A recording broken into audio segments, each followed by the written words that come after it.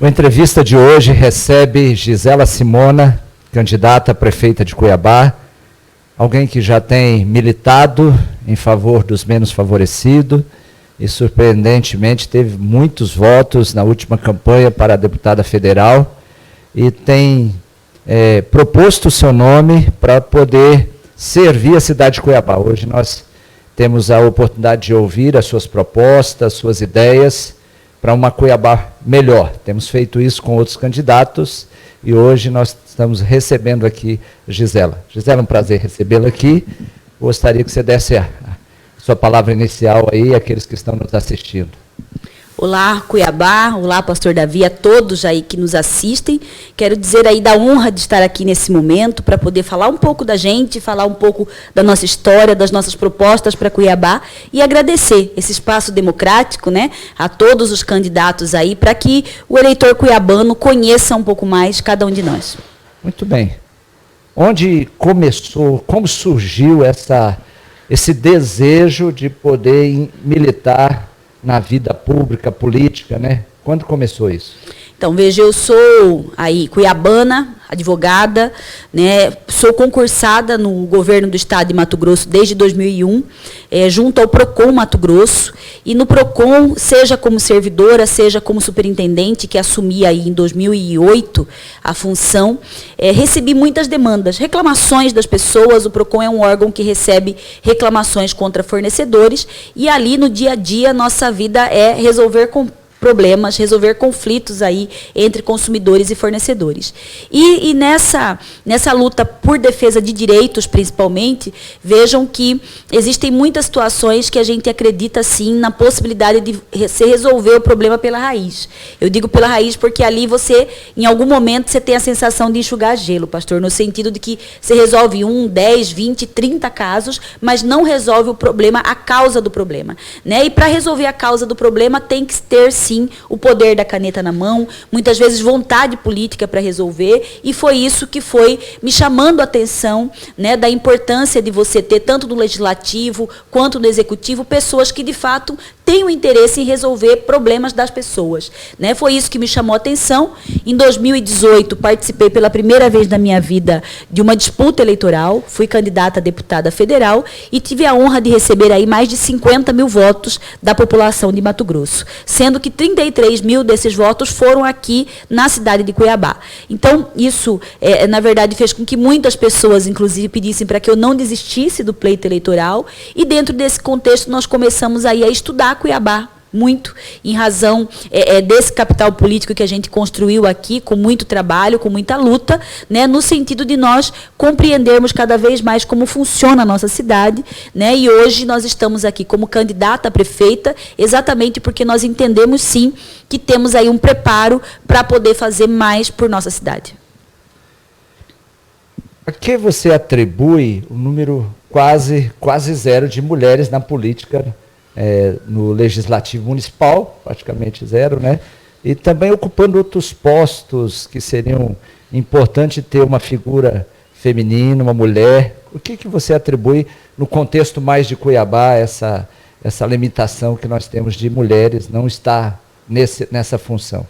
Eu acredito que é falta de oportunidades, né? Vejam que a representatividade política e nos espaços de poder como um todo das mulheres ainda é pequeno na nossa cidade, não obstante nós sejamos aí 54% da população cuiabana hoje é constituída de mulheres. E mulheres muito competentes, com muitos serviços prestados, né? Quando você olha, sejam empresas privadas, seja a própria administração pública, você sempre tem aí uma mulher na linha de frente ou nos bastidores, trabalhando muito, demonstrando todo o seu potencial intelectual, né? E muitas vezes nessa ânsia de ajudar, de trabalhar, de focar no resultado, ela acaba não se empoderando a ponto de vir para a representatividade, para frente, né, de combate.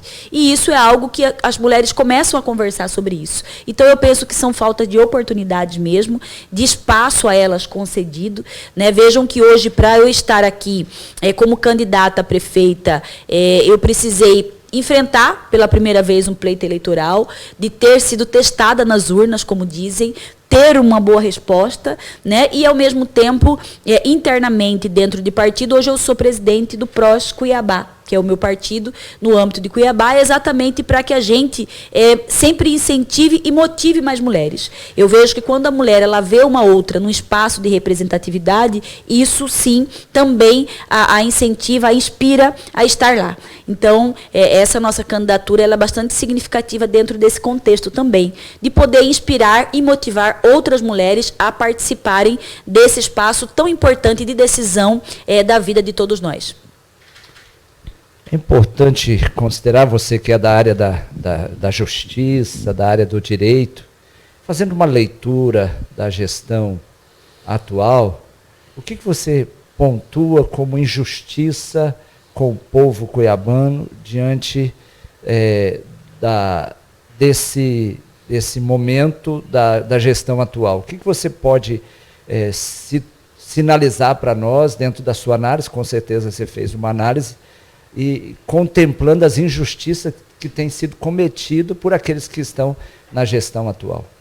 Então, o grande mal da atual administração é a corrupção, pastor. Nós temos aí, infelizmente, essa gestão marcada pela corrupção. São 4 secretários municipais afastados por problemas de corrupção, infelizmente, aí em áreas que são essenciais para o cidadão cuiabano, né? Vejam que foi preso o secretário municipal de saúde, né? O último secretário de saúde é afastado também por superfaturar medicamento e Covid, né? Da educação, nós tivemos o secretário afastado por desvio de recurso em creches, assim como o procurador do município. Então, vejam que áreas que são essenciais, como saúde e educação, foram aí, infelizmente, alvo de corrupção, de desvio de recurso público, né? E mais do que isso, nessa gestão nós temos uma má gestão.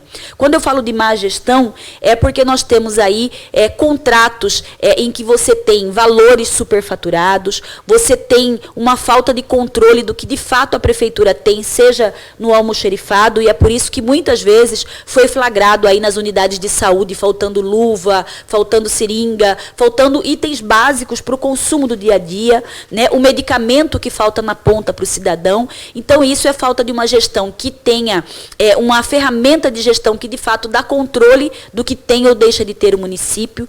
Hoje a prefeitura de Cuiabá ela compra mal, né? Quando você vê o preço das compras dos produtos, você vê um preço muito mais alto do que vale no mercado, né? E quando você questiona o empresário que vende para a prefeitura, ele diz, mas eu não tenho prazo para receber. Eu tenho prazo para entregar e não tenho para receber, então ele acaba jogando uma margem de lucro maior para tentar compensar essa demora do pagamento, e isso não é falta de dinheiro, isso é má gestão.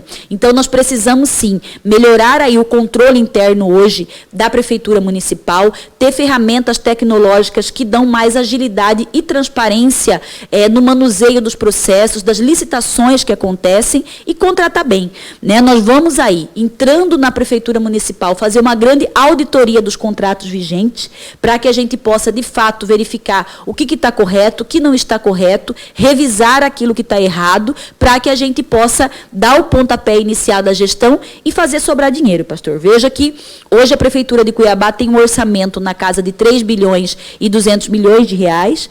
Nós acreditamos que fazendo esse pente fino na gestão, nos contratos, e também nós temos aí até o enxugamento da máquina que é necessário, nós temos condições de economizar pelo menos 10% desse recurso, o que nós estamos falando de uma sobra, entre aspas, de 300 milhões por ano para investir na saúde, na educação e outras áreas importantes da gestão. Você acredita que a corrupção esteja mais no sistema ou na pessoa? Veja, tudo é consequência uma da outra, né? Você tem a pessoa sim, que não dá o bom exemplo, né? Toda e qualquer grupo que nós participamos, seja na família, na igreja, no trabalho, né? Nos locais aí, coletivos, você tem sempre grande inspiração naquele que está na frente, que está na liderança. Então, isso começa exatamente da pessoa, porque se o líder maior ele não permite, se ele é contra, ele corta na raiz o problema. Então, isso é muito da pessoa.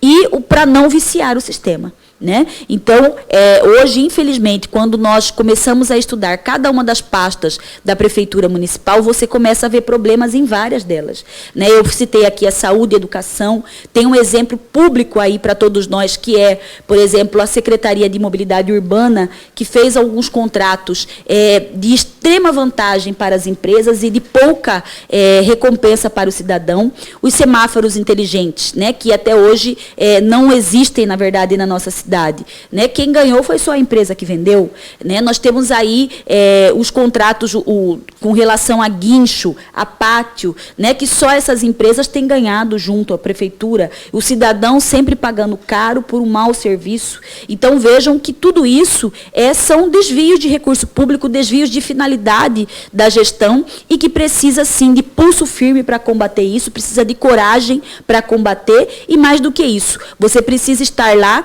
desprovido de alguns grupos políticos e econômicos que hoje dominam a nossa cidade e que só querem se auto-beneficiar e não trabalhar em prol da população. É importante considerarmos que a política ela não corrompe ninguém, ela revela o corrompido.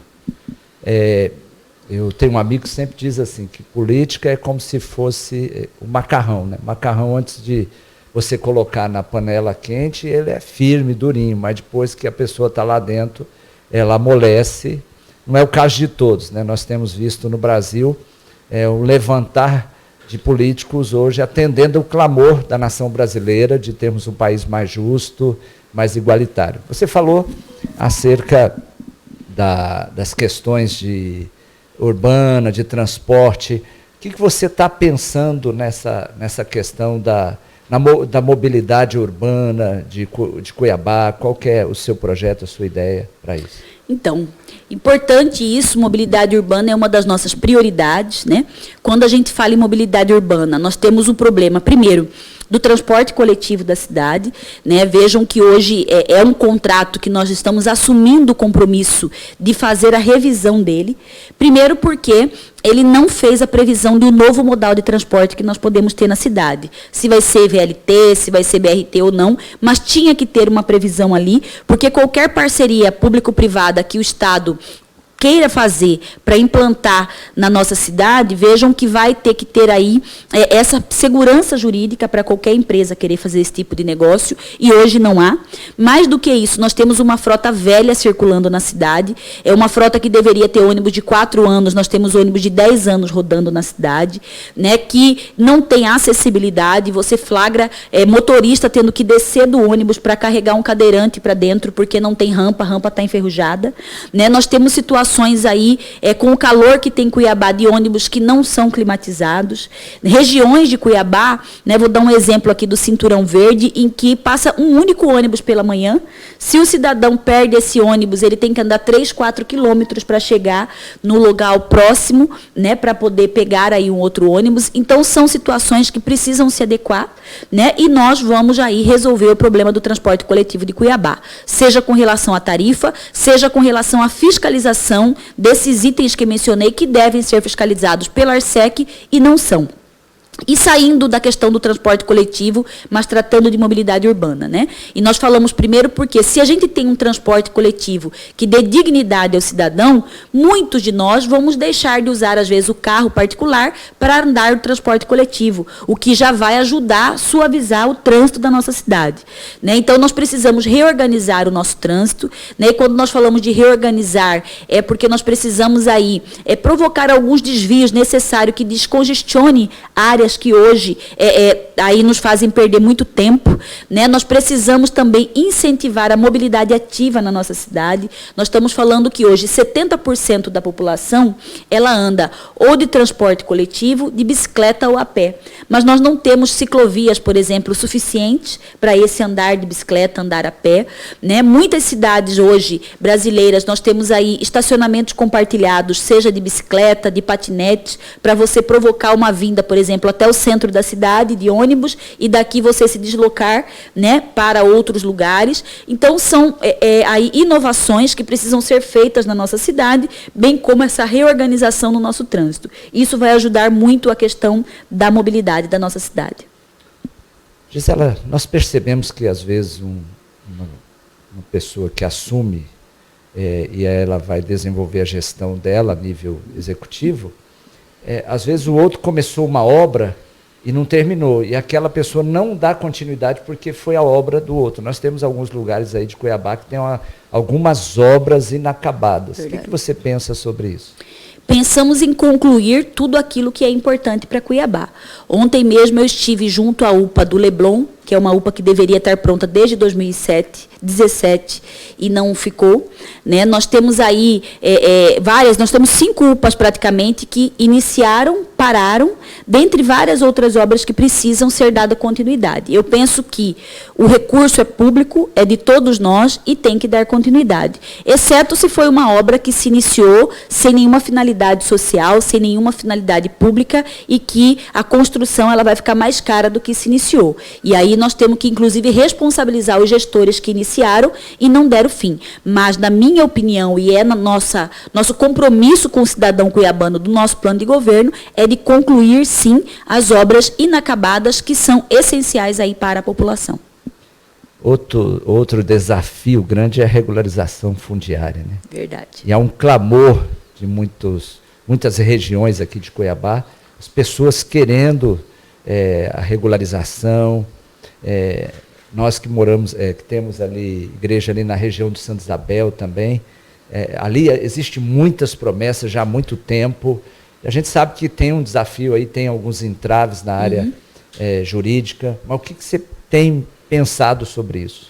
Então, nós temos aí esse grande desafio de Cuiabá, né, muitas propriedades sem regularização fundiária, e o que mais o cidadão quer é ter o título da sua propriedade, até para ele investir, né, nesse direito de moradia que ele tem, tão justo, né, mas que ele, para investir ali, ele precisa do título até para financiar um material de construção, né, para construir, para poder ter esse espaço mais digno para a sua moradia, às vezes para executar o seu trabalho. Então, nós entendemos sim que o município ele tem que auxiliar. E como? Primeiro, os órgãos que fazem esse trabalho de âmbito estadual, né, que nós precisamos aí reunir, fazer uma força-tarefa.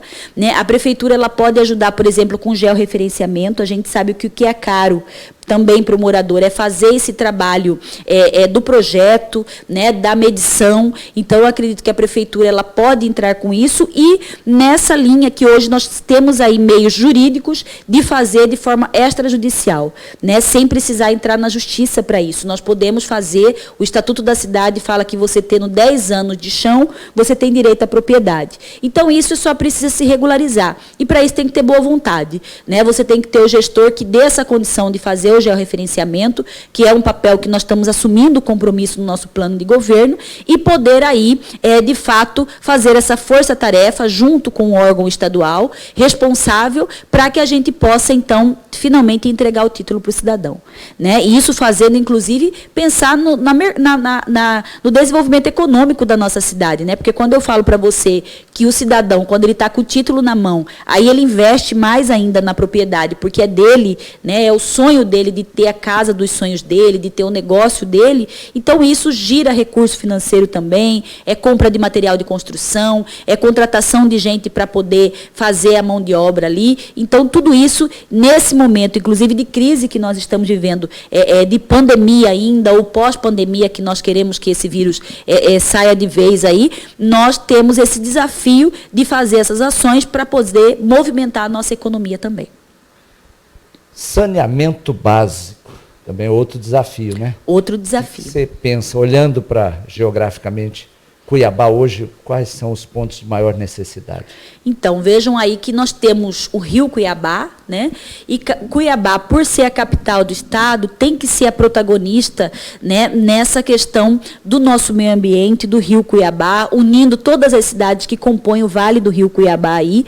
E aqui internamente nós temos um grande desafio com a Água de Cuiabá, que hoje é a empresa que tem a concessão do serviço público aí, não só para a água, mas para o esgoto, que é o saneamento básico. E aí vejam que tem problemas nesse contrato. É um outro contrato que nós estamos aí assumindo o compromisso com a população de revisão.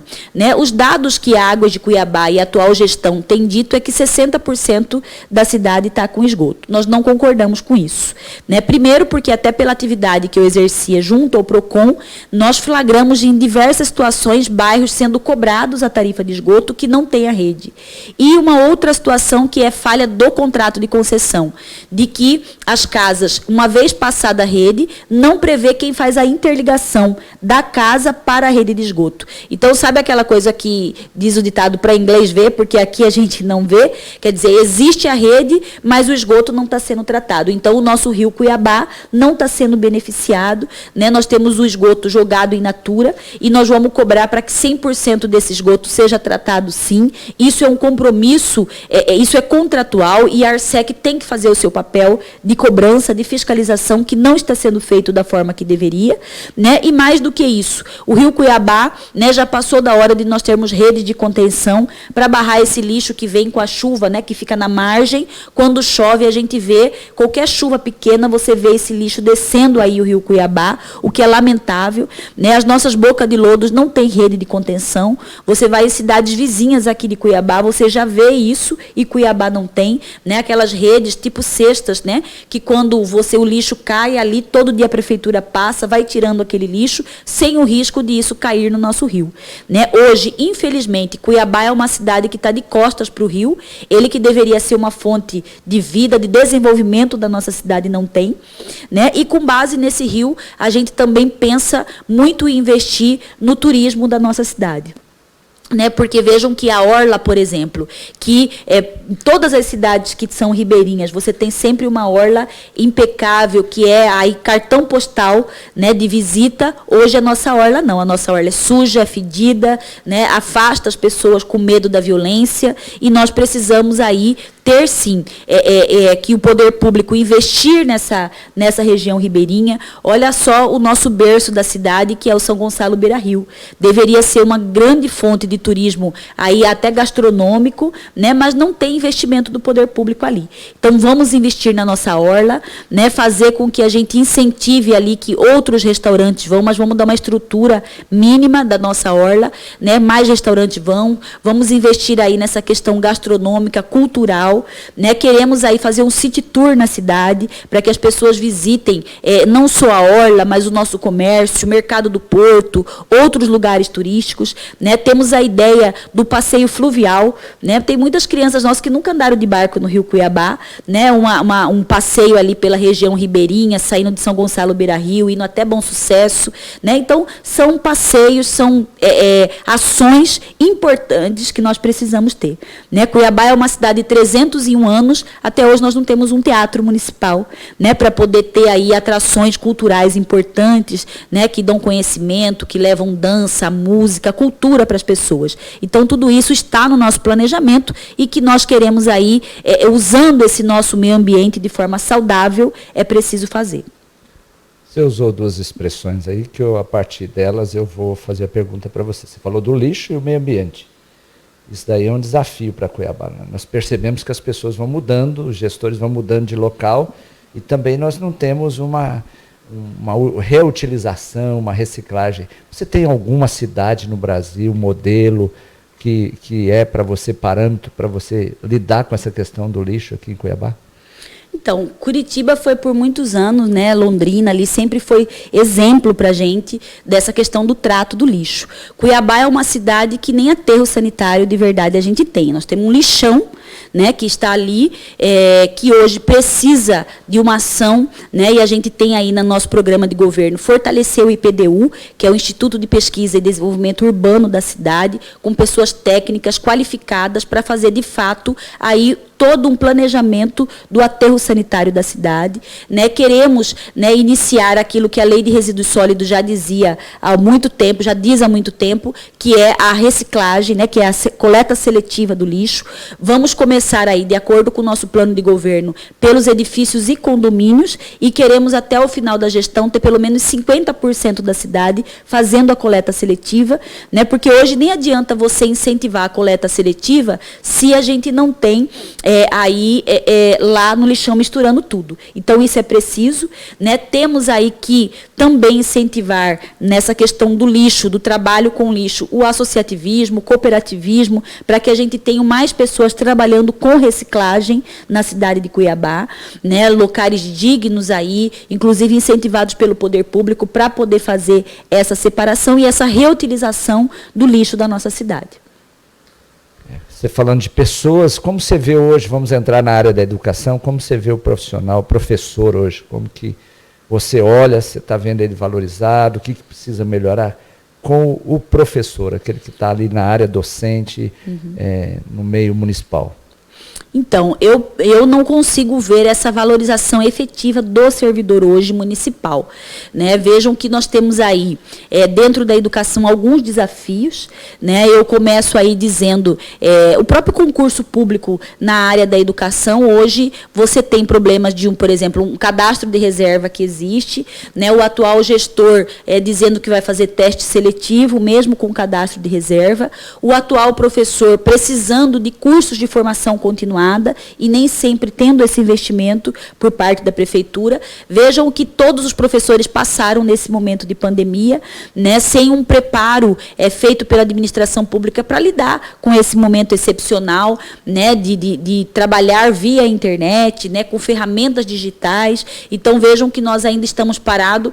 Os gestores já poderiam ter trabalhado inicialmente com esse desafio de treinar os nossos professores, né, para esses momentos de trabalho remoto, né, o que nós não tivemos, né. As nossas escolas estão muito depredadas do ponto de vista de estrutura física, né, sem pintura, não estão climatizadas, porque muitas vezes o teto está desabando, né, situações de mato, enfim, muito feias nossas escolas, o que torna uma escola não atrativa para o aluno, e daí o nosso índice de aprendizado ainda ser baixo, né, junto ao IDEB. Então, nós entendemos, sim, que há uma necessidade de você trabalhar tanto com a estrutura física das escolas, trabalhar com tecnologia nas escolas e valorizar os nossos professores, que precisam sempre de formação continuada para estar dentro da sala de aula, né, seja presencial, seja virtual, mas poder dar uma boa aula aos nossos alunos. Sempre existe essa preocupação acerca de valorização, do desenvolvimento, da formação do profissional da educação. Mas como você tem olhado o profissional da educação no sentido de saúde psíquica? Eles recebem uma demanda muito grande de famílias desestruturadas que estão terceirizando a educação. E duas coisas que nós temos que distinguir é o ensino e a educação. Exato. Né? A escola, ela ensina. A educação, eu penso que a família tem que se responsabilizar. Mas no contato com professores, pedagogos, pessoas, coordenadores, eu percebo que a saúde mental deles é muito afetada. Cada vez pior, né? Cada vez, e isso a gente percebe de uma forma mais objetiva e pragmática com os números de professores de licença médica afastados para tratamento da saúde mental. O que é uma situação que nos preocupa muito, né? Inclusive no nosso plano de governo, o Cuiabá hoje tem o Sereste, né? Que é um centro para o trabalhador, mas muito da área da saúde, que nós vamos ampliar para todas as áreas. Nós queremos fazer uma política municipal da saúde do trabalhador, porque os índices de servidores públicos afastados por atestado, licença médica, têm aumentado muito, né? E principalmente envolvendo a questão da saúde mental.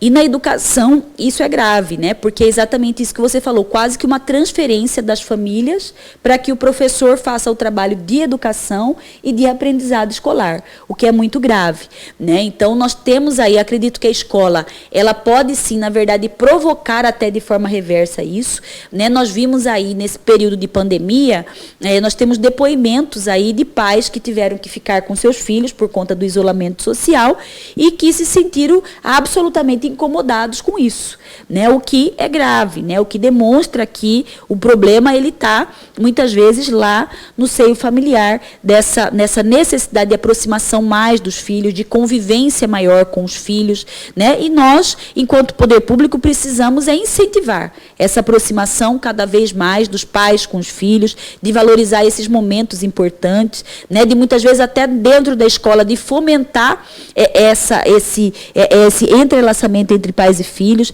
né, porque hoje com essa questão da internet, né, em que você na mesma casa, você tem 3, mas cada um olhando para o seu celular, não conversando olho no olho, né, o poder público ele pode, de alguma forma, fomentar essa importância da família, desse contato, desse relacionamento, né, que é sempre fundamental para nós termos a sociedade que nós queremos. Bem, continuando falando sobre educação, metodologia, qual a sua avaliação sobre a metodologia da educação hoje aplicada pela rede pública e também o currículo, como você avalia o currículo hoje da rede pública? Veja, o que nós temos de concreto hoje, né, assim, quando eu falo de concreto, eu estou falando de índices oficiais, né? O IDEB tem mostrado que o índice de aprendizado dos nossos alunos é baixo.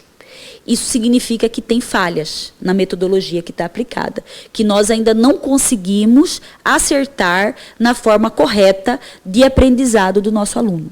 E isso passa, para mim, por 2 situações. Uma de você, dentro da questão pedagógica, de ser reavaliado, né, onde está esse problema, e mais do que isso, nessa formação continuada dos nossos professores. Quando o município, como é o caso de Cuiabá, tem muitos professores contratados, você acaba não investindo corretamente em qualificação. Porque você treina o professor hoje, ano que vem ele não está mais com você, então você perde aquilo que investiu e tem que começar do zero novamente. E isso vai trazendo consequências. Quando eu falei aqui da importância do concurso público na educação, a valorização ela passa pelo PCCS, que é o Plano de Cargos, Carreiras e Salário dos Servidores Públicos. Isso é importante por quê? Porque você fomenta que ele fique no município, que ele tenha um treinamento de forma continuada e que esse reflexo vai atingir o nosso aluno, melhorando ele para uma educação não só para o aprendizado escolar, mas para a vida também. Então, eu vejo, sim, que há uma necessidade de rever a metodologia, porque ela não está conseguindo atingir o objetivo. Agora, o que está certo, o que está errado, isso é o pessoal da área fim, são os próprios professores, né, que sempre de forma colegiada, né, vai conseguir apontar os problemas e as soluções para isso. Muito bem. Você está ouvindo aí, Gisela, que se propõe a ser a prefeita de Cuiabá, está com as suas ideias. É importante nós analisarmos, avaliarmos, escolher o que é melhor para Cuiabá. Não podemos errar, é responsabilidade nossa e a responsabilidade com aqueles que dependem de nós, os que não votam, mas que precisam ter sobre eles pessoas capacitadas e pessoas alicerçadas em princípios e valores que vão fazer da nossa cidade uma cidade melhor. Estamos falando sobre escola, sobre educação. Nós estamos vivendo no Brasil uma guerra ideológica, você sabe disso. Não sei se você tem filhos. Não. Não tem filhos, né? Mas nós sabemos hoje que existe uma guerra no sentido da sexualidade, né? Sexualidade existe em ambos os lados, uns que têm uma compreensão acerca da importância de trazer à tona ou aflorar a questão sexual já na tenra idade ou logo no início da vida infantil, falando a Gisela como pessoa mesmo, não como prefeita. O que você pensa dessa proposta de erotização das crianças? Veja, não concordo, pastor. Penso que, de fato, na verdade, é dentro da família, né, que essas questões elas têm que ser conversadas, que têm que ser dialogadas, né? A criança tem que aprender os valores corretos da família, né? E aí nós precisamos aí ter mais Deus na nossa vida também, né?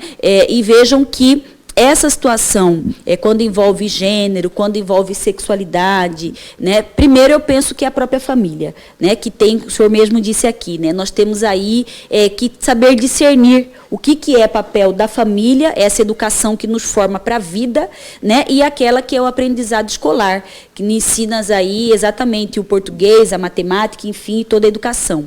Por outro lado, vejam que nós vivemos numa sociedade que ela é plural, que existe uma diversidade, né? E a criança também, ela não pode aí não saber que tudo isso existe. Ela tem que ser preparada para a vida, e isso eu acredito que é um papel da família, é um papel da escola, mas tudo dentro do seu tempo, né? Isso mesmo.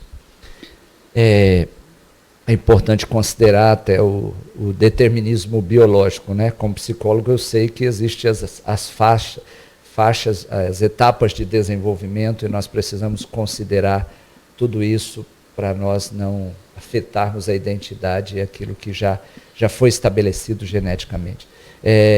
Agora vamos para uma área que é um desafio. Nós estamos vivendo um ano atípico, existem muitas coisas acontecendo já na Europa, Estados Unidos, da segunda onda, né, do coronavírus. Estão perguntando para os especialistas, né, a possibilidade de chegar no Brasil. Se você tivesse à frente da prefeitura de Cuiabá nesse ano, que medida você teria tomado para poder lidar com tudo que aconteceu aí no Cuiabá, no Brasil, acerca dessa pandemia? Quais são as medidas que você teria adotado para que a população pudesse ter uma resposta governamental apropriada? Que medida você teria tomado e o que você propõe na área da saúde, se eleita for? Então, importante aí a pergunta, vejam que quando passa tudo é mais fácil a gente analisar também, né? O que aconteceu, os erros, os acertos, né? Infelizmente, nós temos mais erros do que acertos na nossa avaliação. Porque vejam que, primeiro, o diálogo, né? Quando eu falo diálogo com quem é da saúde, diálogo com quem é do comércio, né? Com todas as forças devidamente constituídas para que você erre menos, né? Eu sempre sou uma pessoa que valorizo muito o diálogo para a tomada de decisões, né? Para que você possa errar o menos possível. Então, isso eu penso que deve estar na visão de todo e qualquer gestor. Né? Um segundo passo, quando nós estamos falando aí de um vírus como o que nós vimos, né, seria e deveria ter sido de extrema relevância você investir em testes, né, para você evitar aí a proliferação do vírus. Então, o município de Cuiabá errou quando não recurso na conta, dinheiro recebido do governo federal, e não investiu em testagem, né? Isso foi algo que fez, acredito sim, uma das causas do colapso que nós tivemos na saúde, com falta de leitos, falta de UTI. Né? Na minha visão também, perdeu-se uma oportunidade grande de aumentar o número de leitos na nossa cidade. Né? Vejam que nós tivemos, sim, muita questão do remanejamento aí, né? Se deixou de fazer cirurgia eletiva para ser leito de Covid, né? Se construiu, do que eu tenho conhecimento, no máximo 40 leitos que foram construídos em Cuiabá durante esse período de Covid, o que é muito pouco diante do recurso que se veio, até se devolveu o recurso, porque não se fez os leitos de Covid, que nós poderíamos aí ter ampliado na nossa cidade, evitado o colapso que aconteceu. Né? E, nesse momento, o que eu penso aí? Que, diante de uma possível segunda onda, que nós não podemos nos desmobilizar. Quando eu falo desmobilizar, eu vi que tanto o governo do Estado quanto a Prefeitura já começaram a falar em voltar nas cirurgias eletivas, né? Mas tem que se deixar uma reserva. Né?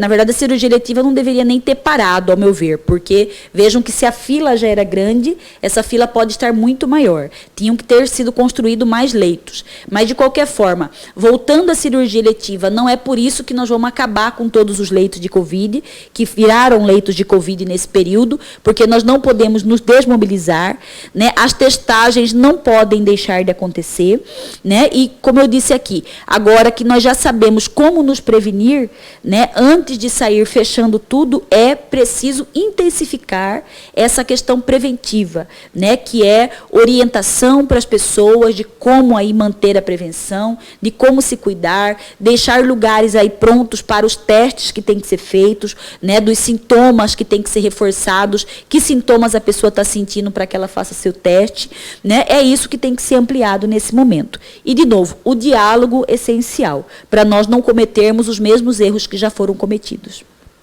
Muito bem. Gisela, analisando toda a estrutura do SUS, que nós temos o nível primário, secundário e terciário, postinho, né? Nós entendemos que quando você trabalha com promoção, tem a promoção, a prevenção e a intervenção, que são os agentes de saúde, nós estamos desconsiderando que você vai falar com um ser que tem uma alma, que tem um sistema psíquico, porque até hoje não se pensou em introduzir o profissional da psicologia na promoção. No postinho ali, nós temos, dentre eles, ali vários, é uma equipe multidisciplinar, nós temos no nível secundário, na policlínica. Já é difícil de ter acesso. Uhum. Mas às vezes você chega numa casa, está tudo desestruturado, e aí você não pensou nisso, não? Às vezes, de colocar algum profissional nessa área aí. Não estou puxando para a minha categoria, porque eu não sou, eu tenho formação em psicologia, mas não atuo. Uhum. Mas eu vejo a necessidade, lidando com pessoas no dia a dia, como as pessoas estão quebradas emocionalmente e como isso podia contribuir. Eu concordo com você. Agora vejam que essa composição da equipe de saúde da família, ela vem do Ministério da Saúde, né? Onde você tem ali a figura do agente comunitário de saúde, do agente de endemia, do auxiliar de enfermagem, o enfermeiro, o médico, né? Então vejam que eu entendo perfeitamente. A sua visão é a visão atual, né, do que nós estamos vivendo. Nós falamos agora há pouco aqui do quanto a questão da saúde mental das pessoas tem sido um fator que tem pesado bastante aí no número de pessoas que precisam de acompanhamento médico, né, para isso, e é uma excelente sugestão do que se faz, né? Hoje eu acredito que não se faz exatamente porque isso precisa de uma mudança até no plano federal, para poder ter esse incentivo no sentido de ter a orientação para isso, né, que não existe, né, e algo que você coloca aqui, que é um desafio e que nós fizemos o compromisso do nosso plano de governo, né? Hoje Cuiabá é a segunda capital da região centro-oeste com mais baixa cobertura, né, na atenção básica, né, que são nas equipes de saúde da família. É só 44,5% que tem cobertura. Nós fazemos aí uma meta de chegar a pelo menos 80%, né, já que uma equipe da saúde da família, pelos dados do próprio Ministério da Saúde, deve atender aí entre 3 mil, no máximo 4 mil habitantes, né? E vejam que Cuiabá precisa disso. E queremos aí aumentar esse número de agentes comunitários, porque vejam que essa triagem, né, que ele faz lá na família, dos problemas que surgem, é exatamente esse diagnóstico que vai dar essa necessidade de ter um profissional da psicologia na equipe, entendeu? Então, nós precisamos melhorar. Um trabalho ainda feito muito de forma manual, né, que dá um retrabalho, inclusive. Conversei com vários agentes comunitários de saúde, eles vão, muitas vezes, com as planilhas, onde eles fazem o levantamento, não tem hoje o poder de já marcar uma consulta, que eu acho que deveria ser marcada. Quando o agente comunitário verifica a necessidade de consulta, já poderia sair dali com a consulta marcada, né, para o membro da família não ter que ir na unidade para marcar e depois ir para a consulta, né? A questão hoje de medicamento que Cuiabá compra errado, tem medicamento que vence na prateleira, tem medicamento que falta para o cidadão, exatamente por quê? Porque essa triagem é feita de forma errada, né, sem aí utilizar, inclusive, os sistemas tecnológicos que a própria SUS já fornece, não precisaria nem gastar dinheiro com isso, né? Então, nós temos sistemas hoje de informática aí, né, que poderiam ser usados para poder monitorar isso. Quem que é hipertenso, quem que tem problema ali de diabetes, essas doenças que são aí comuns, né, mais graves, que precisam de tratamento, esse levantamento poderia ser feito lá pelas equipes de saúde da família, já lançando na ficha os medicamentos que tem que se comprar, a quantidade, né, para que a gente possa aí ter a prefeitura acertando nessa questão do medicamento que hoje pesa tanto aí para o cidadão. Muito bem. Como você é da área da justiça, do direito, vou fazer uma pergunta de âmbito nacional. Qual o seu olhar sobre o Supremo Tribunal Federal? Infelizmente, assim, é muito ruim hoje, né? É ruim, e principalmente o fato de ser advogada, né? E aí eu aprendi, todo o meu aprendizado foi em acreditar num Estado democrático do direito, num Estado em que as leis prevalecem, que a justiça deve prevalecer.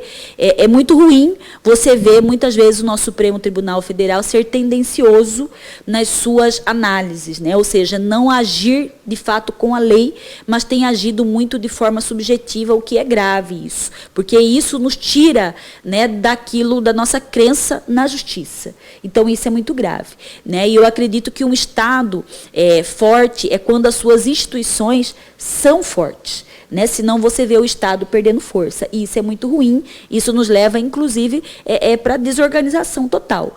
Então, isso é grave, né? Eu acredito, sim, que as discussões que hoje acontecem no Brasil, elas fazem aí a necessidade de um repensar, principalmente da forma de composição dos membros do Supremo Tribunal Federal, porque as indicações, né, elas não têm dado o melhor resultado, né? Eu acredito que, assim como nós, hoje, para nós conseguirmos aí um bom serviço, para nós conseguirmos uma boa ocupação, é pela competência, né, aí pelo trabalho prestado, né? Você ter só requisitos hoje, né, de ter, como está lá, conduta ilibada, autoconhecimento jurídico, tem que ter algo mais objetivo para medir isso, e não só a indicação do presidente da República, né? Porque isso tem demonstrado falhas, sim, na hora da condução, na hora da decisão do caso concreto. E mais do que isso, né? Vejam que, se isso está assim, isso é responsabilidade do Congresso Nacional, né? Porque, na verdade, quem fez a Constituição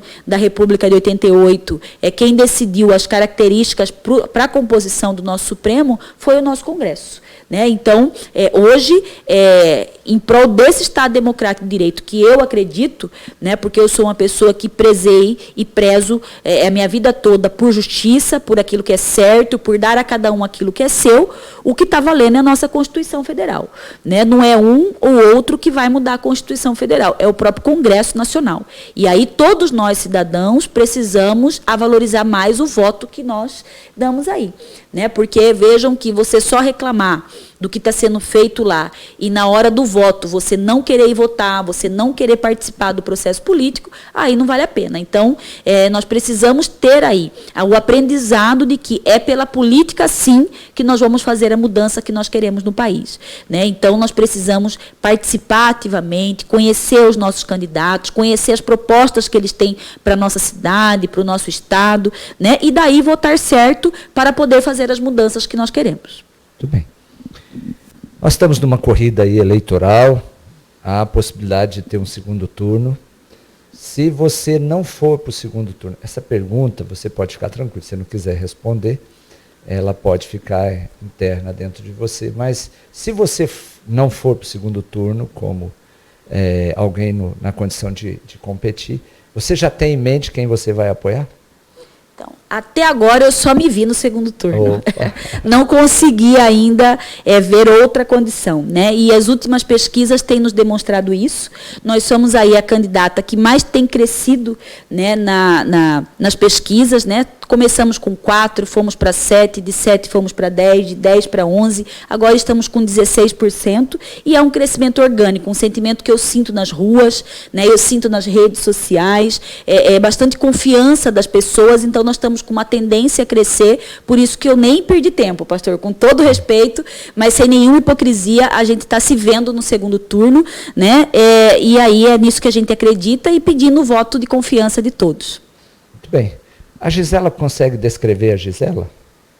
A Gisela é uma pessoa, como eu disse aqui no início, uma cuiabana, uma pessoa que lutou sua vida toda muito na adversidade, uma pessoa que acredita muito na justiça, que quer muito que cada um tenha aquilo que é seu de verdade, acredita que a gente consegue as coisas na vida pelo conhecimento, pelo estudo, pelo trabalho. Não existe jeitinho que resolve os problemas, é pelo nosso conhecimento, pela nossa força. Uma pessoa que tem muita coragem, uma pessoa que jamais estaria num desafio como esse se não se sentisse preparada para estar aqui, que tem equilíbrio para estar aqui, maturidade para assumir esse cargo que precisa, porque um bom gestor ele precisa saber dialogar com todas as forças existentes e fazer uma boa gestão. Então, estou confiante nesse processo exatamente pelo meu preparo, pelo meu conhecimento, né, e por amar Cuiabá. Não estou nessa disputa por vaidade, por vingança, para querer fazer carreira política. Pelo contrário, eu quero dar a minha contribuição como cidadã para a cidade que eu tanto amo, para a cidade que eu nasci, para a cidade que eu vivo e que a minha família toda está aqui, né, e que tenho muitos amigos e pessoas como eu que amam Cuiabá, que são apaixonadas por aqui e querem fazer mais por nossa cidade. Muito bem, você está sendo entrevistada por um pastor, eu não poderia deixar de fazer essa pergunta. Quem é Deus para você? Deus, para mim, é tudo, né? Na verdade, Deus é aquele que me guia, é aquele que está acima de todas as coisas e que nós devemos obediência, né? No sentido de sempre seguir aquilo que Ele preparou para nós, né? E é Ele que me guia sempre, é Ele que vai decidir se nós temos que estar no comando da Prefeitura de Cuiabá ou não. Muito bem. Está aí as ideias, proposta da Gisela, que almeja alcançar a Prefeitura de Cuiabá como prefeita. Então, nós vamos chegando ao final, vou dar liberdade para ela fazer as considerações finais e continuamos com essa rodada de entrevistas e a nossa proposta é levar até você esclarecimento e proporcionar condições de você fazer uma avaliação precisa. Nós estamos num momento muito crítico no Brasil acerca dos políticos, dos gestores, tanto no legislativo, no executivo, no judiciário, e nós precisamos desenvolver a nossa responsabilidade de cidadania cada dia mais. Então, a proposta do entrevista nesse período é trazer os candidatos à Prefeitura de Cuiabá e dar a você a oportunidade de pensar e conscientemente tomar a sua decisão. Não venda seu voto, não venda seu voto. É uma arma que você tem para contribuir para que a nossa cidade seja melhor.